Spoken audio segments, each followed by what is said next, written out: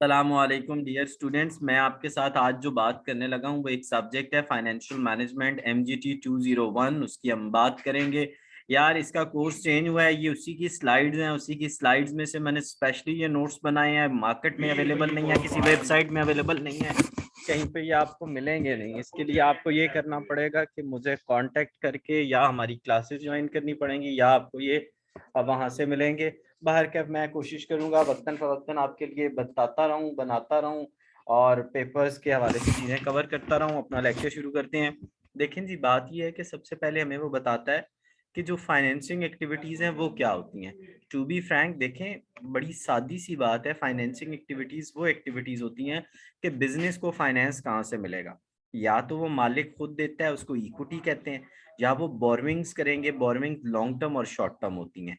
Investing activity होती है कि ये जो पैसा इकट्ठा हो गया है, अब इस पैसे को कहाँ इन्वेस्ट करना है, किन एसेट्स में करना है और कितना हमारा हमें इसमें से मतलब कौन सी मशीनें खरीदनी है, कौन सी हमने क्या करनी है, लैंड खरीदनी है, कौन सी चीज़ें खरीदनी है। वर्किंग कैपिटल होता है कि जब वो चीज़ें हमने कर ली, जो फाइनेंसिंग भी हो गई, हमने चीज़ें भी खरीद ली, अब डे टू डे एक्टिविटीज़ जो हैं उनको मैनेज करने के लिए जो पैसा चाहिए वो कहाँ से आएगा। वो होता है current assets minus current liabilities, उसको हम वर्किंग कैपिटल मैनेजमेंट बोलते हैं। फाइनेंशियल एनालिसिस हमें ये बताता है कि financial use to analyse that business entity होता है, बिजनेस स्टेबल है, सॉल्वेंट है, लिक्विड है, प्रॉफिटेबल है या नहीं है। ठीक हो गया जी। अब हम बात करते हैं सोर्स ऑफ फाइनेंसिंग। मैंने पहले आपको बताया एक्सटर्नल एक्सटर्नल फाइनेंसिंग ये होती है कि बाहर से लोन लेना। इंटरनल फाइनेंसिंग होती है कि इक्विटी मालिक खुद देते हैं। टाइप ऑफ फाइनेंसिंग इक्विटी और डेट फाइनेंसिंग, उसी चीज को हमने नीचे कह दिया कि जो मालिक देंगे वो इंटरनल फाइनेंसिंग, जिसको हमने इक्विटी फाइनेंसिंग, और डेट फाइनेंसिंग होती है कि लोन के जरिए जो की जाती है। जो लॉन्ग टर्म फाइनेंसिंग होती है 1 ईयर से ज्यादा की होती है। इक्विटी फाइनेंसिंग जो ऑनर्स प्रोवाइड करते हैं। कॉस्ट ऑफ फाइनेंसिंग होता है कि जो आपने लोन लिया है उसके ऊपर आपको कितना इंटरेस्ट पे करना है, उसके ऊपर आपको कितना इंटरेस्ट पे करना है। ठीक हो गया। या जैसे आपने कोई घर मॉर्गेज करवाया तो उसके ऊपर जो आप इंटरेस्ट पे करेंगे वो आपका कॉस्ट ऑफ फाइनेंसिंग में आएगा। नेक्स्ट हमारे पास है इक्विटी फाइनेंसिंग, कॉमन शेयर्स और प्रेफर्ड शेयर। कॉमन शेयर्स और प्रेफर्ड शेयर्स के मैं फीचर्स आपको बता देता हूँ। जब भी कंपनी बैंक करप्ट होती है या कंपनी खत्म होती है, उसको कहते हैं लिक्विडेट होना। सबसे पहला हक होता है जिनका डेट होता है, लोन होता है। दूसरा हक होता है जो प्रेफर्ड शेयर्स होते हैं, और तीसरा हक होता है, तीसरा और बॉटम आखिरी हक जो होता है वो कॉमन स्टॉक्स का होता है।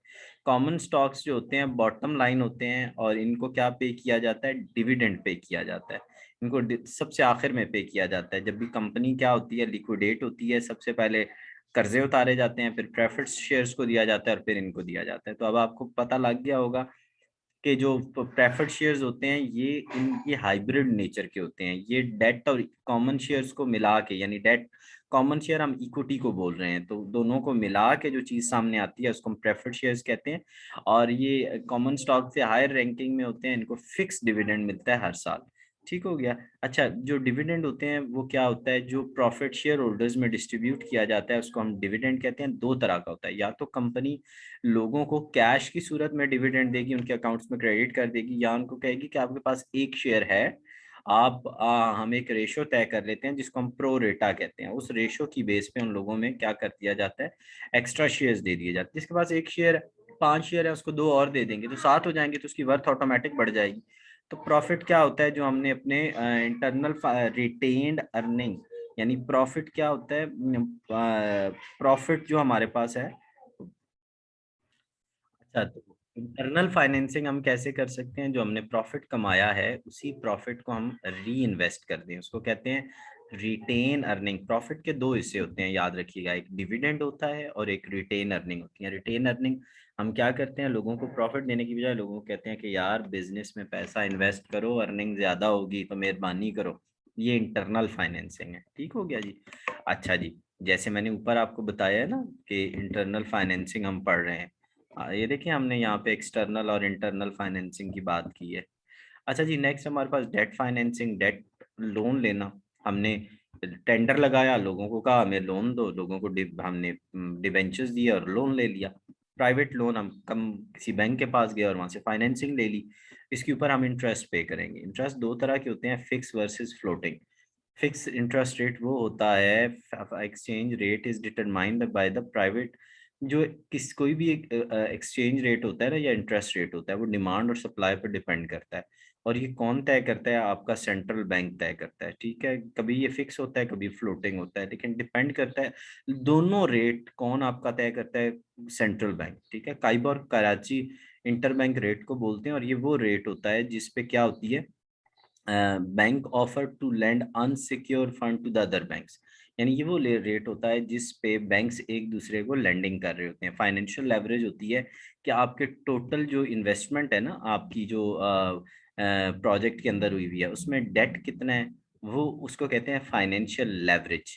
यानी आपकी टोटल इन्वेस्टमेंट के अंदर, सपोज आपका एक प्रोजेक्ट है वो 1 लाख रुपए का है, उसमें अगर 40,000 डेट है तो 40% इसमें लेवरेज होगी।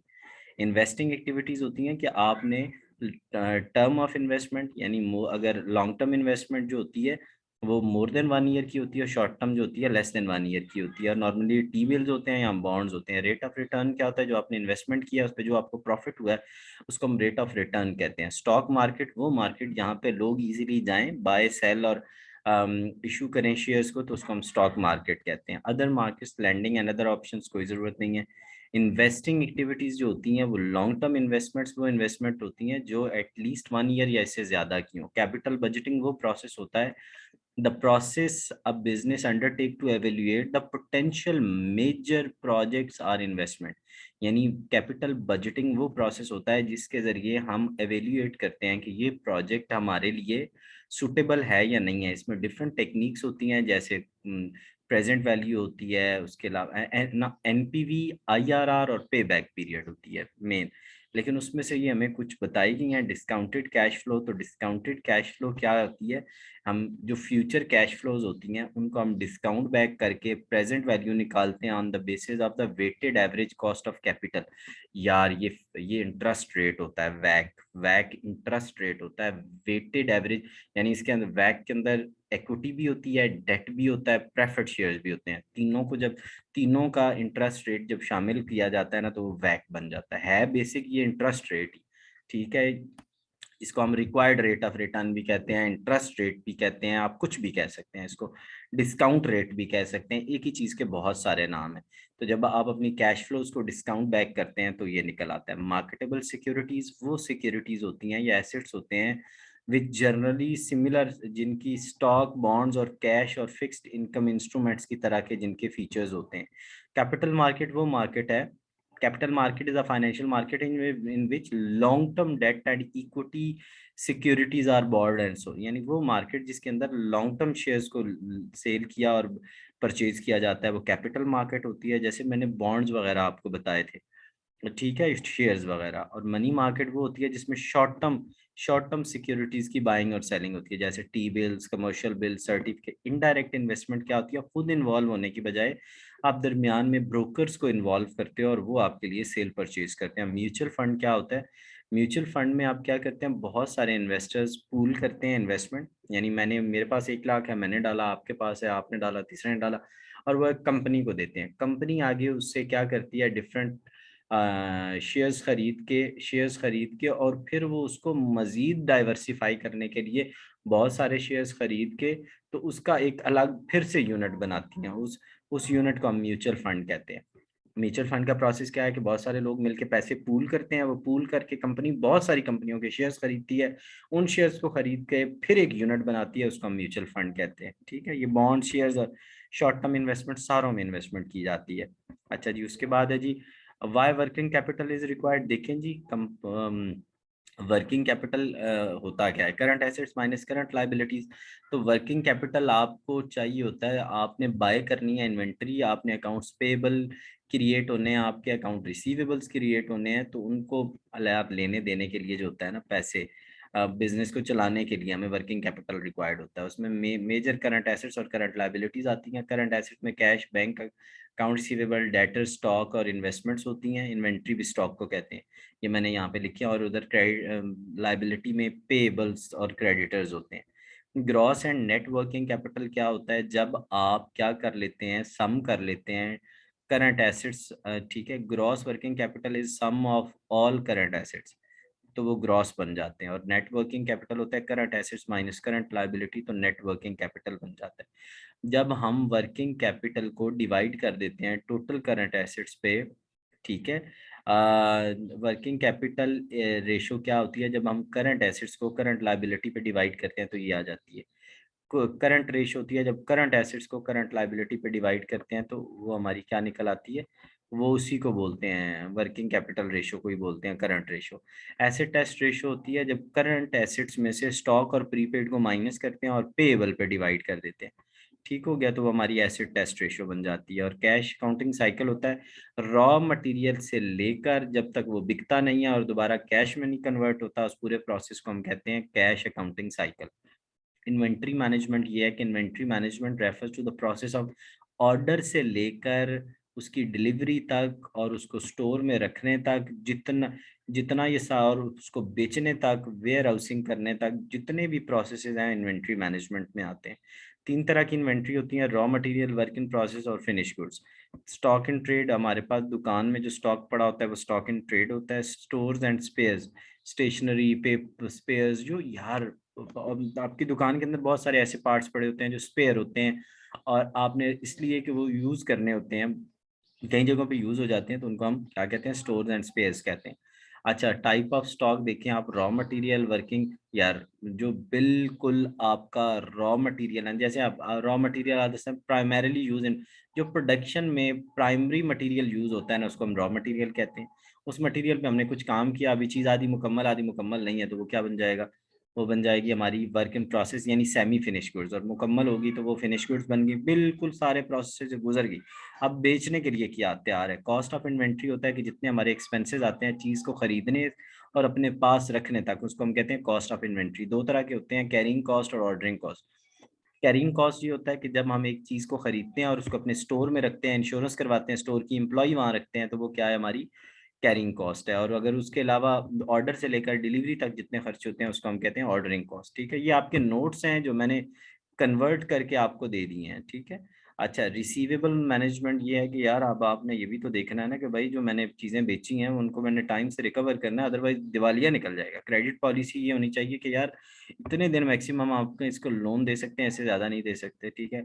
क्रेडिट पीरियड, ये वो पीरियड होते हैं जितने दिन हम किसी को अलाउ करते हैं कि जनाब कोई मसला नहीं, इतने दिन आप पैसे ना दें। कैश डिस्काउंट ये होता है कि जब हम किसी बंदे को ये कहते हैं कि भाई आप टाइम से पहले पेमेंट दे दो, ड्यू डेट से पहले, तो हम आपको इतना और छोड़ देंगे। डिस्काउंट पीरियड वही आपने जो हमने ऊपर पढ़ लिया। बैड डेट, एक बंदा कहता है मैंने पैसे ही नहीं देने आपको, भाई मैंने नहीं देने आपको, तो वो बैड डेट्स बन जाते हैं। कलेक्शन कॉस्ट होती है कि जब हम हमारे आने जाने के, मिन्नतें करने के, को केस करने के खिलाफ खर्चे जो होते हैं वो हमारे जो होते हैं उसमें चले जाते हैं। नेक्स्ट हमारे पास कैश मैनेजमेंट और कैश बजट। कैश मैनेजमेंट ये है कि कलेक्शन और कैश को आपने मैनेज कैसे करना, और कैश बजट, देखिए आपने कैश लेना, कैश मैनेजमेंट है कि भाई पेमेंट्स और रिसीवेबल्स को कैसे मैनेज करना है, और फिर उसका बजट बनाना है कि भाई इस तरह हमने करना है इन मामलात को, अदरवाइज बजट के बगैर बजटिंग एस्टिमेशन होती है ना। अच्छा, कैश इनफ्लो आउटफ्लो होता है कि कितना कैश हमें इनकम की वजह से आएगा, नॉर्मली ये ऑपरेटिंग एक्टिविटीज की वजह से आता है, और कितना हमारा जाएगा। सरप्लस होता है कि अगर हमारा कैश बढ़ गया, इनफ्लोज इनफ्लोज ज्यादा है, आउटफ्लोज कम है, तो सरप्लस, और अगर कम है तो डेफिसिट। फाइनेंसिंग एंड लेंडिंग होती है कि हमें क्या, both lending and funding have their fair share of advantage and disadvantage.